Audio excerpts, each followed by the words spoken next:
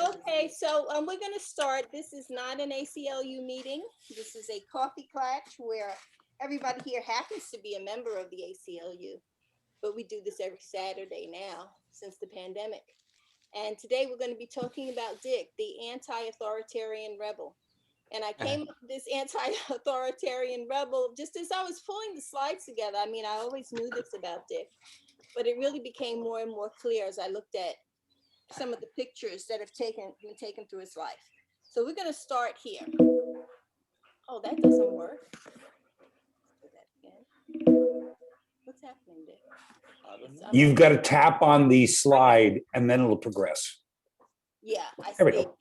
Thanks, Vince. So, Dick, your mom has a medallion, had a medallion. I guess you have it now. Yeah, so my mom had a medallion that I thought I lost, but apparently I didn't. It was a Fairbanks medallion, and there's a home in Massachusetts where one of the families who came over on the Mayflower were the Fairbanks, and we're down related to them at some point. So Dick can trace his lineage back to the Mayflower. He has quite well, actually, if you go to ancestry.com, he has one family member who's done a lot of work, your cousin Bobby, and you can trace yours back to Chelsea. Well, yeah, so Sharon actually does some real research with ancestry.com and figures out who her relatives are, and it's much harder for her as a Black woman and the child of slaves. At some point the history cuts off, but mine, being a little loosey-goosey, I went back to William the Conqueror, and then before the birth of Christ to the King of Thrace. I wouldn't bet on that. Yeah, but anyway, William the Conqueror, that kind of is like, oh yeah, this theme. This is, and these guys that came over on the Mayflower, this was the first time in human history that they made an attempt. This was this experiment to not have a monarchy, to rule the way they wanted to rule. Of course, they wanted to have some slaves too, but let's not talk about that right now. Yeah. I can talk about we're moving on from that. Right, nothing to see there. that little thing in the middle. I can talk about what I actually do know about my ancestry. Go ahead.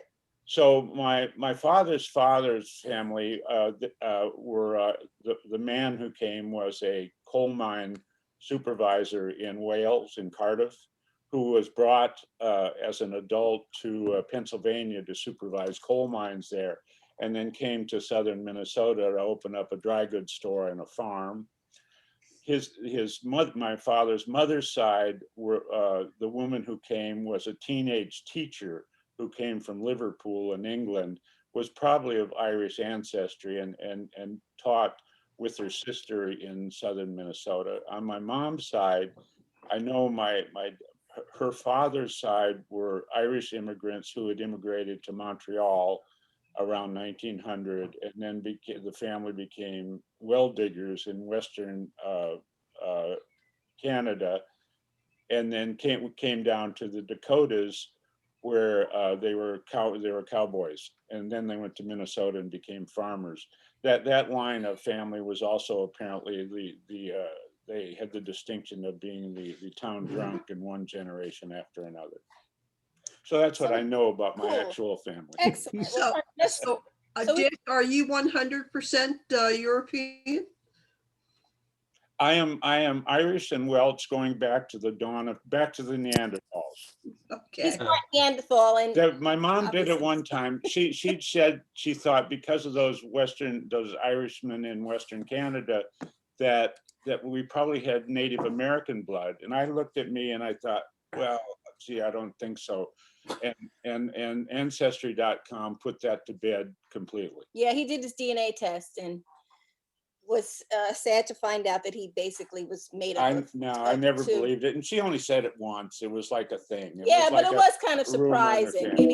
Anyway. Yeah, I mean, our skin is. I mean, you tan. Some of our I tan, but some of our family are so white. You have to have sunglasses. Yeah, like like this side of the chart over here. Right. Okay, so after the Mayflower and coming in from Canada and all that, Dick's family finally settled in Minneapolis area of Minnesota. Oh, no, my parents We met don't at, want to spend too much time on this, baby. We got a lot of slides to go through, but you can go ahead. my parents met at the University of Minnesota. One of them had grown up in northern Minnesota in Moose Lake, and my father had grown in southern Minnesota in Leroy, Minnesota. Do you want me to tell you what's going on there? Okay, so these are Dick's parents. Here on the right, you see Dick's parents and Dick, he's firstborn. And on the left is his mom.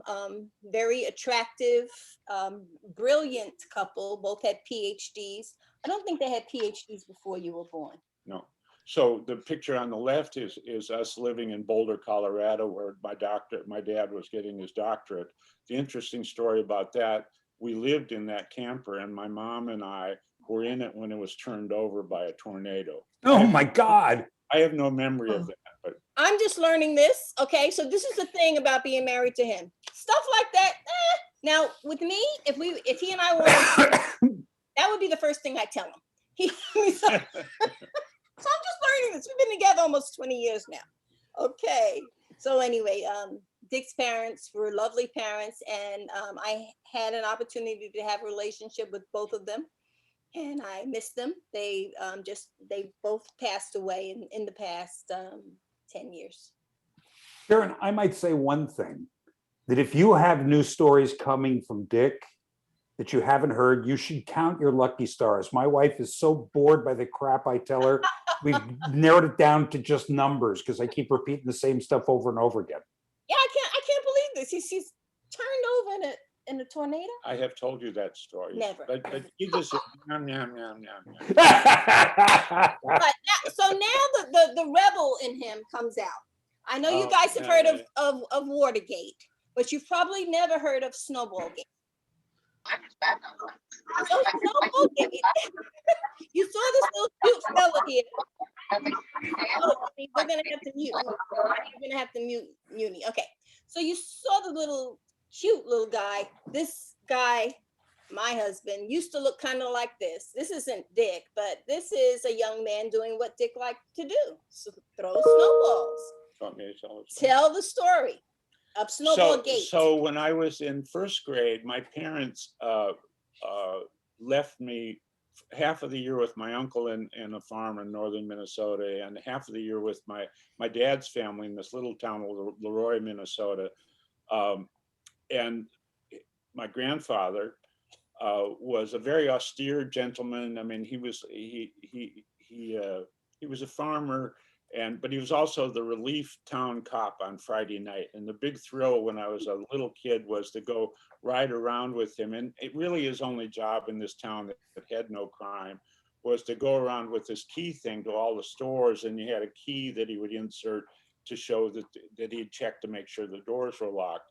But one time I was walking home from school on a bitterly cold day with lots of snow.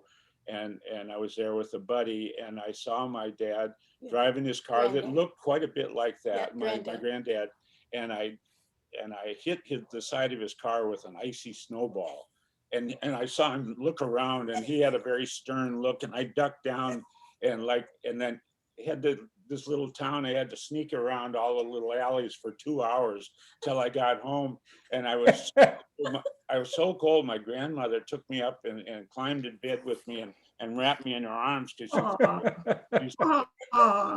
and I never owned up. There's many things that I never owned up to.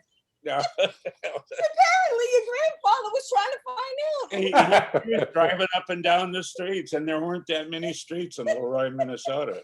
I love this story. I have him tell me this story every once in a while because it just makes me laugh. This little kid has a police officer driving up and down the street looking for him, and it was his own grandson. Yeah, the funny his own grandson, and he never knew it. Yeah. Okay. All right. So now this over here is John Wright. This is not an actual picture of Dick and his best friend, John, but John Wright was Dick's best friend. So you want to talk about John, and why do I have a swimming pool there? Yeah, okay. I can do that. So, you know, Sharon and I, because we're this mixed race couple and because of the work we do with LA Progressive and ACLU, you know, racism and how people come to be racist or not racist is a frequent topic of conversation. And I don't necessarily know why I'm exactly the way I am. But one thing I ping on is when I lived in the farthest out suburbs of Minneapolis, which are white people as far into the horizon as you can imagine, except kitty corner across from me was the Wright family. They had actually owned that whole area as farmers and then got wealthy selling it off to developers. And their oldest son, John Wright, was a year or two older than me, but we played 10,000 hours of basketball in his driveway and 5,000 hours of baseball around the corner at Forest Elementary School. And he was my friend, but he was more kind of my idol. I mean, he was as straight as arrow as you can imagine. He lifted weights, he was a chess champion, he skipped a grade in school. And I really kind of modeled myself after him. And that's why a lot of times I say that what's wrong with America is we live so separately, we don't know each other. And I was blessed to know John. She has the swimming pool up there because the Wright family suffered racism. They were a strong family. They went to the local swimming hole in a lake in Minnesota. The swimming pools are in lakes by and large, and they were turned away. And they sued the owners of that lot. But John and I would take our bicycles and drive all the way from the suburbs, ride all the way 10, 15 miles to the public pool in the Black neighborhood in North Minneapolis and back. At the time, I didn't think too much about it because there weren't any other swimming pools, but I realize now that that was really the only place John felt comfortable. And I think that was part of my formative thing. I mean, I also make the joke that my first kiss was with the girl who lived down the street. She's not in here. No mention of her. He had no other women in his lives. She was my girlfriend for about 45 minutes when I was 14. Her name was Cookie Vargas, and she gave me my first kiss, and my toes are still kind of crinkled up. Wait a second. All right, moving And your on. first hickey. See here, moving on. But I think so. When I went to New York, I mean, I think that We're not in New York yet. Okay. Oh, well, okay. So this was another aspect. I was active in a thing called Methodist Youth Fellowship. My dad for his third job, he was a high school teacher at this point in my life, a music teacher. He was an Army Reserve officer, a colonel eventually. And for his third job, because he had a wife and 4 kids, was to be a choir director, even though, in fact, none of us were very religious, but he was a good choir. He loved choir directing. He'd grown up as a musician. And with the Methodist Youth Fellowship at about 13 and 14, about that years, we went around to neighborhoods in the suburbs of Minneapolis and knocked on doors to raise funds for the Freedom Riders. And that was kind of an interesting experience because occasionally some people would give some money and some people would chase me right off the lawn. And how old were you? 13 or 14. And that was another kind of formative thing. And so my family, you know, I think my family was clued into racism. My dad taught in a inner city school in North Minneapolis, which wasn't the most violent place back then. But I saw him associating with other Black teachers and having Black students. And that sort of helped form who I am. And so he said that, so you saw that Dick was an only child for about the first 7 years of his life. Right. And then these little ones came along. And this is Dick, Dave, Doug, and Don. Dick, Dave, Doug, and Don. We were the 4D brothers. Yes, the 4 Ds. We even eventually had a company called the 4D Brothers for a while, renovating apartments in Inglewood. But look at Dick. Doesn't he look so conservative and straight-laced? Dick, how old were you here? You're almost as tall as your father. Well, let's see. So Donnie looks like, what would he be, 4 or 5? Yeah, And I'm 10 years older than him, so I would be 14 or 15. yeah. So Wow. I'm the baby's age. Donnie and I are the same age. And unfortunately, 2 of those brothers have passed away, and the little one, Don, is a professor of. You have an opportunity because more stuff comes up. If I'd known about this in advance, I'd know when No, to talk and you don't when get not to to know. talk. You don't get to know. So now what am I showing this here? 17-year-old moves from Oh, yeah, this to this. Yeah, so right. So at 17, I got a full ride scholarship to Columbia University, and I went to New York, and it was a pretty exciting time. In truth, I was intellectually probably well prepared for it because I was so shy. I read every book on the west side of Minneapolis. But emotionally, I really wasn't prepared for it, and I was kind of overawed. I had a wonderful time in some respects and a crappy time in other respects. After I came back from the Army, I joined the rugby team and played rugby for 10 years. And me and my oldest of my brothers, Dave, that was kind of a central part of our life. In fact, he stayed with rugby for another 40 years. Dick, how did you keep your eyebrows? Every rugby player I know, hey, they've lost most of their eyebrows on both sides. I did actually, I do have cauliflower ears from playing rugby. Well, I was also on the wrestling team at Columbia in high school, and I played, if you can believe it, I played lightweight football as a freshman and sophomore at Columbia. 150-pound football. That was some years ago. Yes, for all of us. Oh my God, that's us. That's me in the middle with I don't remember their Isn't it names. cute? Tommy Hurley on the right. That we got Lloyd's of London wanted to spread rugby in the United States, so they took the Columbia rugby team and paid for our way for a trip through Ireland, Wales, England, Paris. Just a wonderful time. Jeez.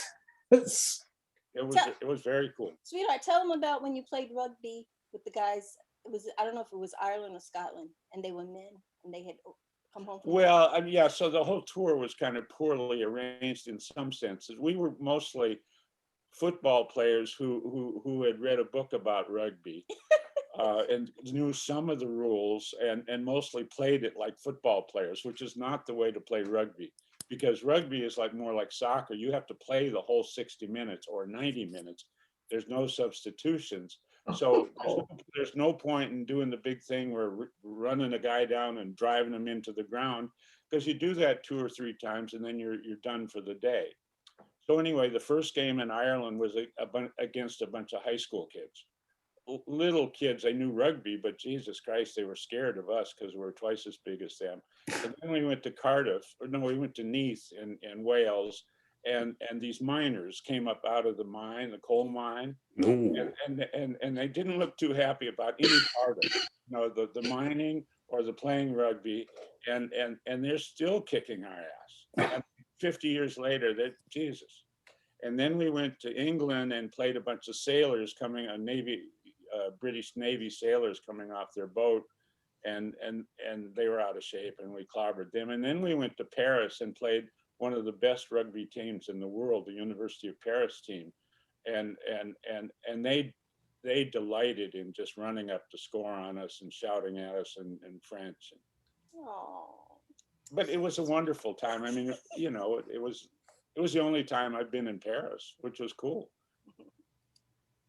Okay, so then we have this 1968. This was less fun than Paris. Sure it was. And you ended up down here. Mekong Delta. Yeah, so I, right. So as I said, I wasn't really emotionally prepared for college. And as kind of a desperation thing, I joined the Army. I volunteered for the draft. They seemed to be more than happy to take me. And it was actually a good experience in some sense, in that I learned some good things about myself. I learned that honest to God, I was kind of cool under fire. I could push my emotions down and deal with what was going on.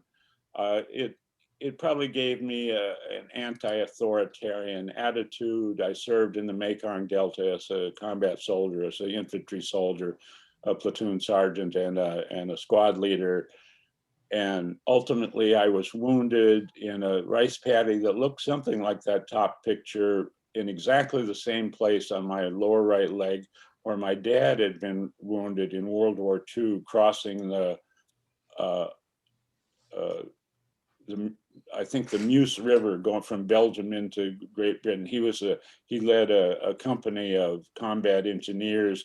They were putting what's called a Bailey Bridge so the tanks could roll into Germany, and they were shelled, and he got wounded right in his calf, and I was wounded in the same thing, which in an odd way kind of brought us together because we at times had some divisions and so forth. Did somebody have a question? So I just want to speak briefly about this picture here. So as you know, Dick and I have been together now for 19 years. And for 14 of the 19 years, I didn't have these images in my head. I just had sort of the couple of sentences that he told me that he was wounded. I could see, I've seen his wound. So it's obvious he was wounded. I had no idea until recently that he was wounded and a helicopter came to get him.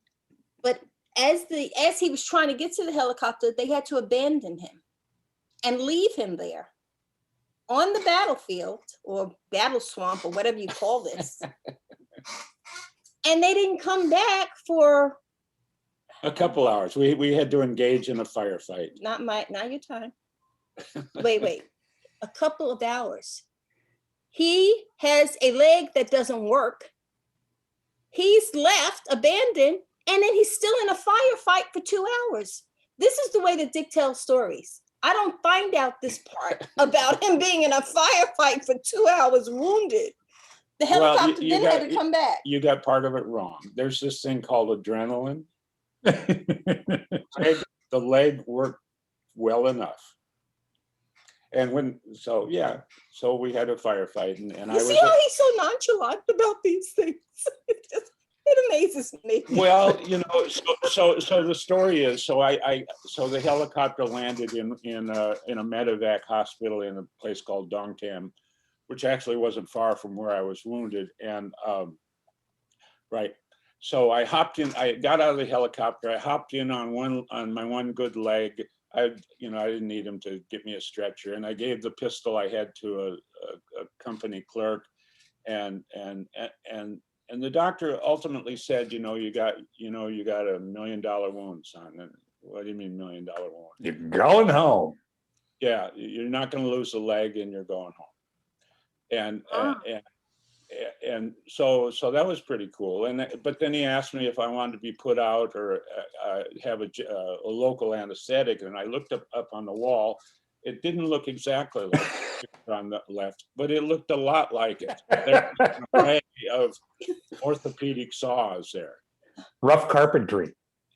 Yes, and I said no. I'll just put the leg to sleep. Which then the piece of shrapnel, which looked like a nickel, was stuck right in the middle of my fibula, and he had to yank and pull, and I'm hanging on to the thing, and he's pulling me off, and I'm thinking, well, maybe I should have had him put me out. So anyway, I searched around the internet and found pictures that I thought might resemble Dick's experience. You see his feet there, although this does look like a black man. But you can see in the picture on the right that that fellow must have been much more wounded than I was. I had a single doctor and a male nurse there, and I was sort of their easy shift for the night. Were your parents still in Minneapolis at that point? My parents were wonderful people who were somewhat mismatched, and when I came home from Vietnam, I was informed that they'd decided to get divorced, and my mom had moved out to Los Angeles, and my dad was still in LA with my three brothers. Still in Minneapolis. Yeah, with my three brothers. So they got divorced then. And were you still in contact with John? John Wright. John Wright, no. John Wright became an esteemed professor of African American Studies and English at the University of Minnesota, eventually headed the department. When I came home, for the most part, I got a warm welcome and a welcome home party. 3 people spun on their heels and turned their back to me. I mean, Christ, it was 1969. You know, there was a lot of anti-war. A young fellow who had been on the wrestling team with me spun on his heels. My best buddy in New York City, I thought he was my best buddy, hung up the phone on me. And John Wright just gave me a cold stare and walked away.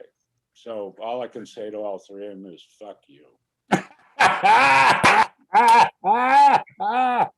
That's that other part of Dick. Oh, Okay.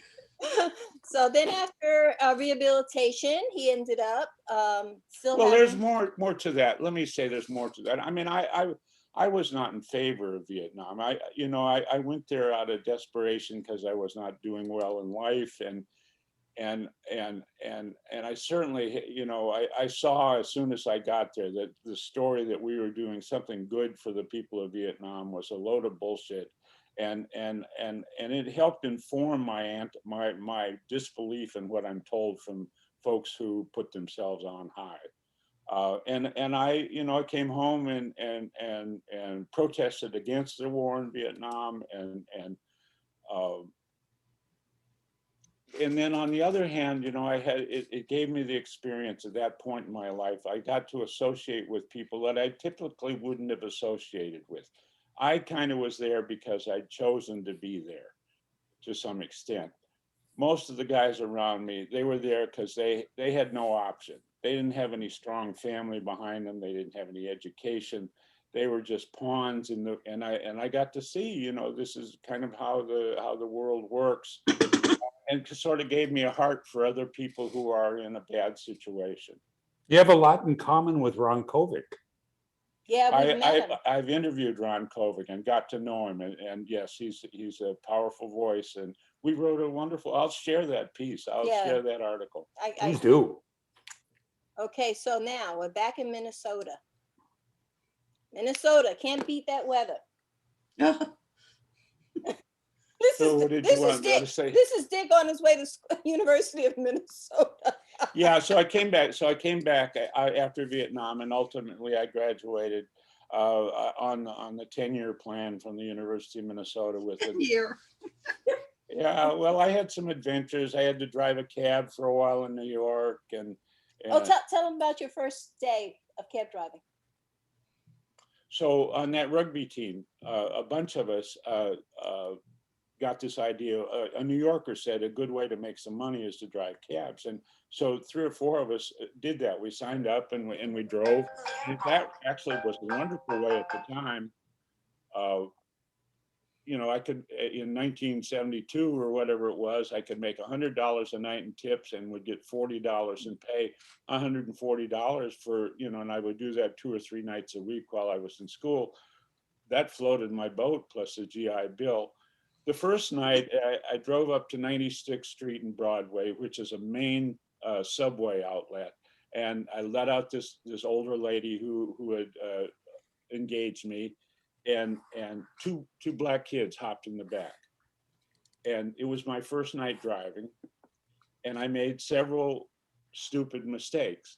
First of all, me as a white guy dressed in jeans, I would not be getting a cab at 96th Street. I'd be getting on the subway, and then I let these 2 young men take me up to Harlem, and anyway.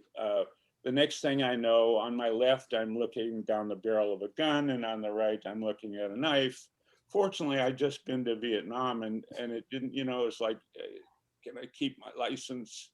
So then they dashed off with the money that I had. And I look up in the mirror and I see these 3 long-haired hippies running down the street with great big guns in their hand. I said, oh, Jesus Christ, this is not the good deal that I thought it was. And it turned out that, and so the first one trips on a manhole cover and his gun goes skittering under my cab. And I'm just, you know, Let me out of here. Turns out they were undercover cops, and they've Yeah. been watching me the whole way make these mistakes. I ran a light, and it, anyway, so what I did is I went down to the police station, looked at pictures, said, I didn't see any faces. All I saw was the barrel of that gun. And then I went home and borrowed $5 worth of change and continued driving that night, because I knew if I stopped, I'd never do it. Never go back. Yeah. Yeah. Isn't that crazy? That's his first night of driving a cab. Again, if I had gone on a date with him and I had those stories, they would have come out the first time. It took years for me to find out about that. Now, I'm bringing this map up because it shows you where Columbia University is. And 5 miles from Columbia University is where my grandmother's house is. And it's where I spent half my time. And this is where I lived, which is 10 miles from Columbia University. I only bring that up to say that all the while when Dick was at Columbia, I was either here or here.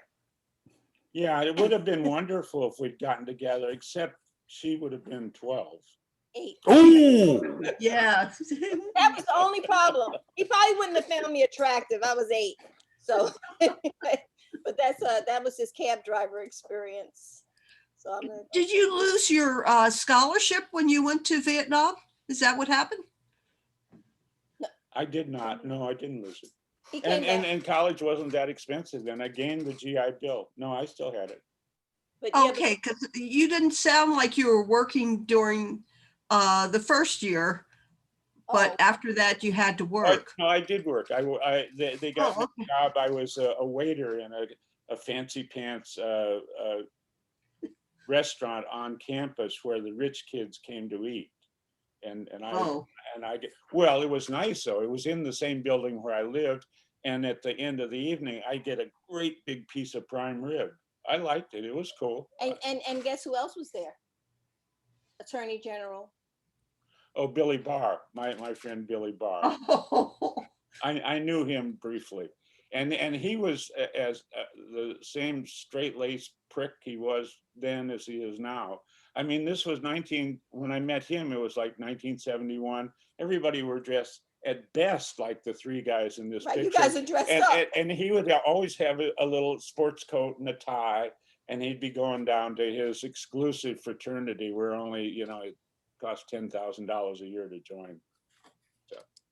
Okay, so we got through Vietnam. I learned about the helicopter, the leg. He went on to Fort Dix and to Kentucky. Fort Knox. I was after I was wounded, because I'd heard my parents had gotten divorced. They told me, and my mom was living in LA, and my dad was still in Minneapolis. To be even-handed, when the medical people asked me what hospital I wanted to go to recover, I said, well, how about between those? So they sent me to Denver, where I knew nobody at all. Yeah. They put me on, and they put me on the amputee ward because I had an orthopedic wound. And so there I was with all my limbs, and 50 guys who had lost 1 leg, 1 arm. 2 or 3 of them had lost 3 limbs. A damn grim place. And where did this military theme in your life begin? I wonder. Well, so my dad, he became this, or he was, he was this gentle soul, this long-haired musician, but he was drafted early. He was drafted early in World War II in 1940, even long before we got involved. And he started off in the Army band, but then he wanted to contribute in a bigger way. So he went to OCA, Officer Candidate School, and he served in combat. He was kept in the Army afterwards because he was no doubt a very strong person. A moral person. He was and he considered making the military a career, except he thought in peacetime Army, all the officers did was drink in the officers club, and he'd had enough of that. But he stayed in the Army Reserves for 30 years and was a colonel. He was Inspector General. He went around to reserve units in the upper Midwest and made sure they had all their files in order. you know, and so there he has my little brothers in his U.S. Army outfits. So the flag that you can see above my head is from when Dick's dad died, and he's buried at Arlington National Cemetery. Oh, yeah. Right. So Dick's three brothers, if you look at the one all the way on the left, that's Don. He had other ideas. He now is a professor. He's a biological scientist, has a PhD in one of the biological sciences and teaches at University of Nevada. But he certainly was not down with this whole Army theme. Well, none of my brothers followed up on that. You know, I sort of put the kibosh on that. Okay, idea. so we're through with Minnesota. He went on, he got his degree. And then why do I have this picture here?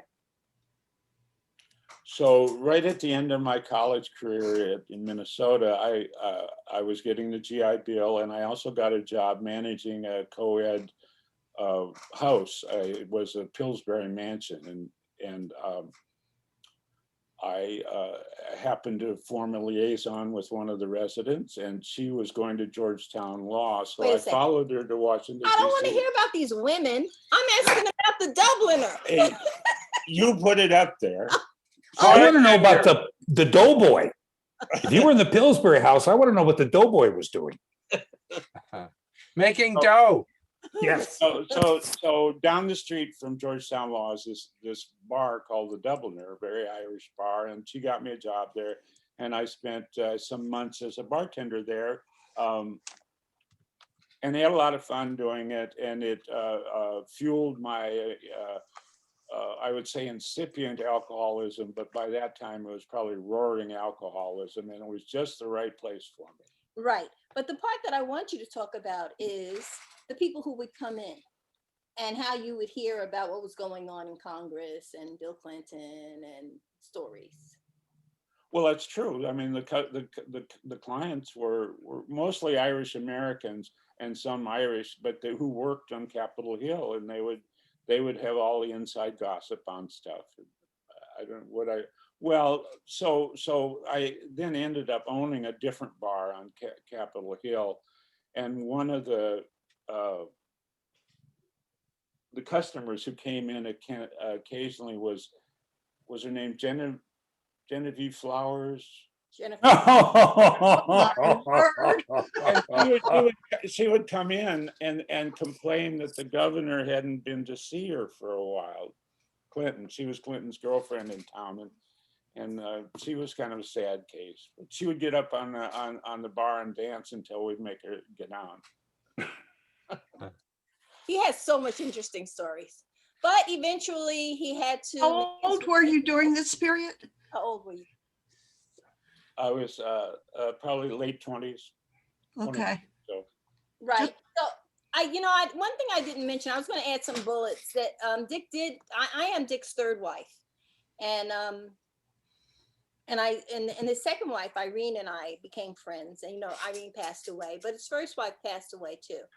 Do you want to? So yeah, so Peggy McClung was her name, and she was a customer in one of those bars and came and kind of rescued me in some sense, pulled me out and helped me out. She was a lovely young person who was working. Her dad worked for the Department of Agriculture, and she worked for some foundation in DC, and so we got together, and then a couple of years later we got married, and then we moved out to Los Angeles to be part of my brother's company renovating apartments. But she developed an aneurysm in the center of her brain that killed her.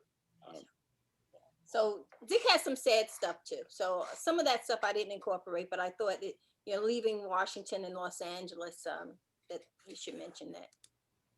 And then this little thing happened. Yeah.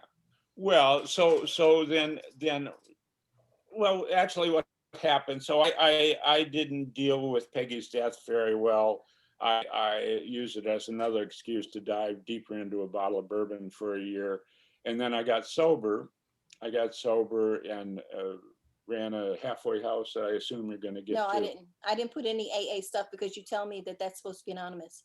So I just Yeah, let press, radio, and film. You're not giving this to the Times, are you? We're recording it. Okay. Oh, well, But I that's- thought I let you say it. You'd be Yeah. the one to say it. Yeah, so I got sober in 1981. I went to a treatment center up in Minnesota, and I came back, and it was a turning point in my life. I mean, it saved my life. I got sober once I put the bottle down, the drinking part was easy, but then I had to deal with who I was, and I had a lot of regrets. I said that I was able to push my emotions down in Vietnam. Well, I pushed my emotions down in Minneapolis and New York, and everything was all packed down, and I hadn't really talked about how I felt. I hadn't really talked to anybody how I felt about Peggy's death, and kind of my sense that I'd let her down and let my parents down, and AA allowed me to deal with it. Also, eventually in AA, I was able to, rather than run from the issue of being so terribly shy, I was able to face it in some sense.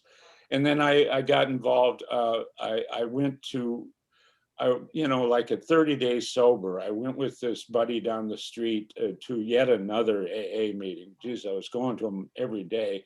But this one is in a restaurant called Eat at Joe's in Redondo Beach. And it turned out it wasn't an AA meeting. It was a bunch of AA members who wanted to start a halfway house. I mean, the traditional way in AA is, if a newcomer comes, somebody will take, if they need it, they'll come and take it and put them on the couch for a while and tell it, for a month until they can get on their feet. But this was at the beginning of the crack epidemic, and there weren't enough couches to go around. So I got in this group of mostly older men and a couple women who wanted to start a halfway house. I had never been in a halfway house. I was 30 days sober, didn't really know anything about AA, but I was half their age and twice as strong, and I had a degree in English. So I got in charge of ashtrays, chairs, and minutes. And as you see, minutes, I still do minutes. It was a way I could contribute, but that became like a 20-year part of my life. And I ultimately, when we moved it to a much bigger building in Torrance, I took over and ran it. And it was one of the proudest things I did. I did a really good job of setting up this 20-bed halfway house for alcoholics. I opened it up to addicts because it was 84, 85, 86, really the center of the crack epidemic. And it had started right on the beach in all white Manhattan Beach. But when we moved to Torrance, I made sure it was a third Latino and a third Black and a third white, roughly. I also, and that was a great pride of mine. And as I was ending that, I noticed that in the meeting after the meeting, frequently we'd have this AA meeting, and afterwards you go out to a restaurant and you have a social time. And I noticed that 4 or 5 weeks in a row, there was this blonde Swedish woman at my elbow, and one thing or another, she became my wife. We tried, and we had a 19-year marriage, and the first half of it was lovely and wonderful. We tried. We moved heaven and earth to have a child, including spending a lot of money on in vitro fertilization and other kinds of things. And then we discovered this thing called adoption, and you see the result of that wonderful decision. My daughter, LINNEA, and that's her. We adopted her at birth. She is now living down in Torrance still. She has a degree in biology. She works for us on LA Progressive. We're still trying to get her into the next stage in her career. She's a lovely person and kind of along with Sharon, the light of my life. And now Henry. Okay, so since the first adoption had gone so well, really Irene wanted to have a second child. I thought, at our age, that we'd done enough, but she really insisted. So we foster adopted a little boy named Henry. Actually, his name was Emmanuel. We were going to rename him for Irene's father. And he lived with us for 1.5 years or so. And then one day I came home, and Irene called me home and told me, for who knows what reason, the marriage was over, and that she'd called the family services people to take Henry back. And that was a real low point. Yeah, so I met Dick probably maybe 3 months after this, because No. that's I don't A year. a year. Okay, because I wasn't in Dick's life when this happened, but I met him after this, and he was no longer living with Irene. And one of the first things he did tell me about Henry, and asked me if I would be willing to help him find Henry. Oh, that's right. Yeah. So this has been a sore point. We did not find Henry. We don't know where Henry is, and we don't know Henry's name anymore. And Henry probably now would be about 22. Yeah. Oh, that's sad. It's very sad. There's a whole backstory about transracial adoption. And there was a social worker. The reason that they took Henry away so quickly was partly because of the transracial adoption, and because the social worker who was assigned to this case did not support, she was a Black woman, and she didn't support transracial adoption. She wasn't happy that they already had Nia, and she did not believe that they should have had Henry. Well, you're extrapolating that. I am. She never said any of that.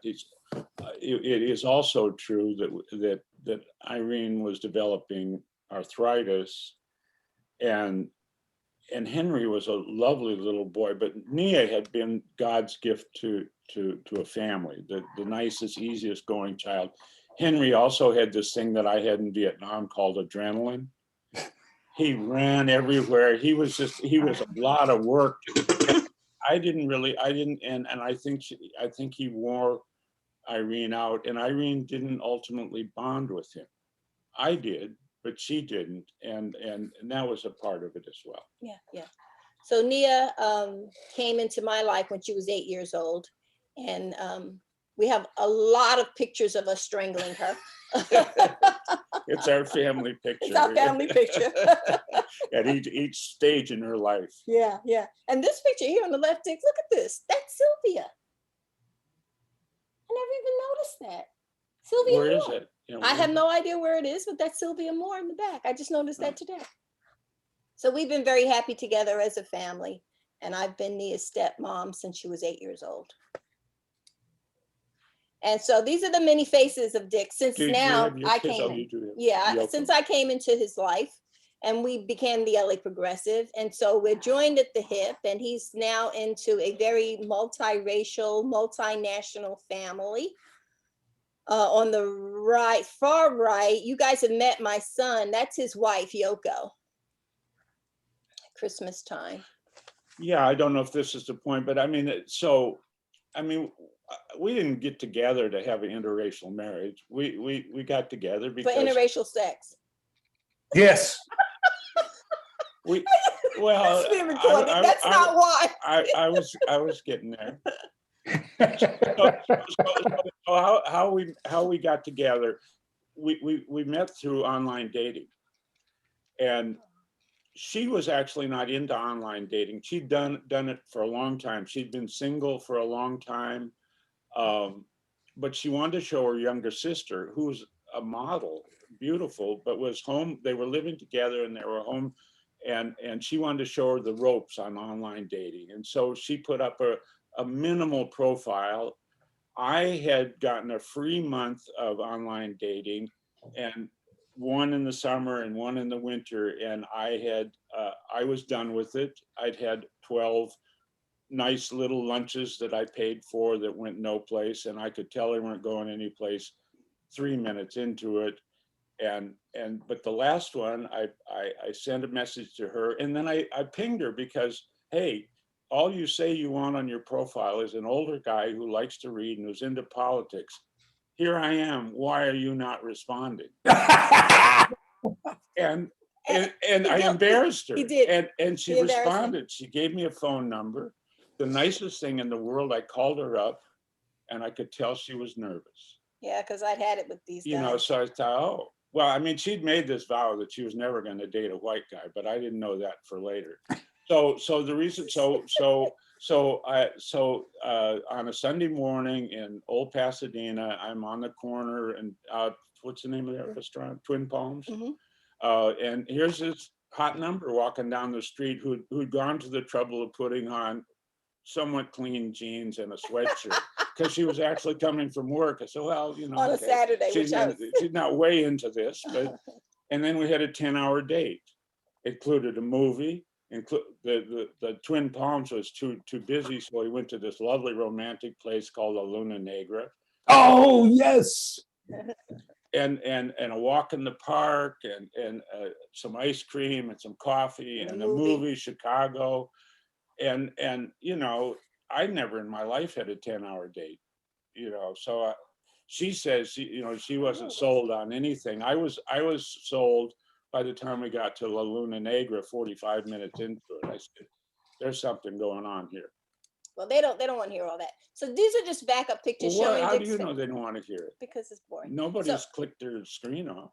Okay, so these are pictures of Dick's family from the Right. 60s. These are his two brothers over on the right.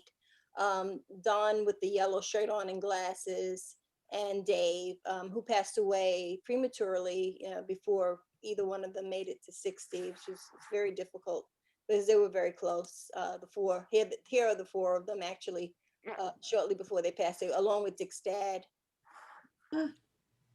4 Ds. And I like this picture on the right because it makes me look skinny. I love to stand next to Dave. So that's the first place we lived together, down in Torrance. Yeah, that's when Dick and I first got together. And his brothers and I. So who are the other guys on the right? They're all his brothers. There's 4 of them, and his dad. So on the right, that's with me in the center. That's Dave with the orange shirt on. That's Dick behind Dave. That's Dick's father's name is Dave, and Dick's other brother Doug. Doug. Okay. Doug. Yeah. And that's Hey, Don. Sharon, allow me one sexist trope. You are a hottie. Dick, you are so damn lucky. Yeah. That's we what were I thought happy. when she was walking down the street. She said, oh my God. Yeah, lucky you. Yeah, we're really happy together, and I think it's unusual that we love each other more today than we did, in the early days, especially after spending a year and few months together in the pandemic.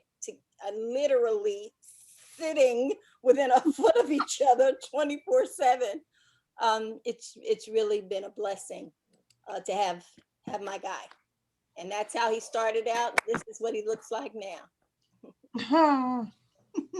Well, that's a few years ago. That was at one of our ACLU. ACLU garden parties. Yeah. Yeah. Before he got the Lyndon Baines Johnson hairdo, Yeah. the LBJ retirement hair. Yeah, I had some other images that I was going to throw in about one story about the convention. We went to the Democratic State Convention, and we're in this huge ballroom with about maybe 2,000 people. You know how those state conventions are. And this young woman comes winding her way through we're seated at these like round tables with maybe 10 people at each table. It's a packed room. And a woman comes winding her way through the tables. I believe Elizabeth Warren was speaking. Dick and I are sitting listening, and she just makes a beeline to Dick and bends over and whispers something in his ear.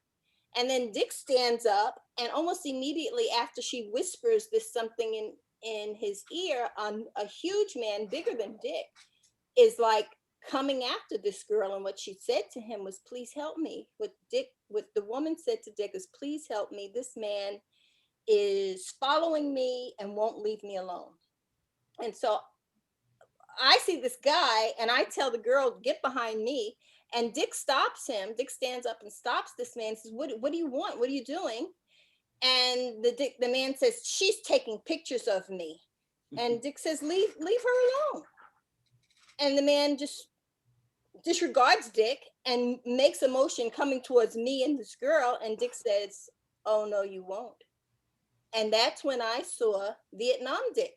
No, that was the Dubliner Dick. Oh, Dublin. That was when I had to toss a lot of guys out of that place. I was good at that kind of stuff. So I grabbed him by the neck and ran him up against the wall, and This is true. he was surprised. He was surprised, and he didn't know how to fight. And he was fighting Dick like this. But I was nervous because when Dick got him up against the wall, the man's face started to turn colors. And so people called the police, and the police came, and they were taking Dick. But I convinced them, other people convinced them that the other guy was a problem. But we did have to leave the convention. And we left. We didn't have to leave. We chose to leave. What am I going to do? Walk back in front of 3,000 people after? I know. No. But when we left, I told Dick, I said, "Oh my God, I didn't know you were like that. And now I'm really scared because this guy, we don't know, he could have a gun." So we just left. We left Sacramento. We came home. So there's several stories like that. I didn't include any of our stories around water. But I'll leave it there. Well, I will say that we were stranded at sea once and had to be rescued. Well, I'll tell you one story. So we were in Florida at a place called the 10,000 Islands in the Everglades.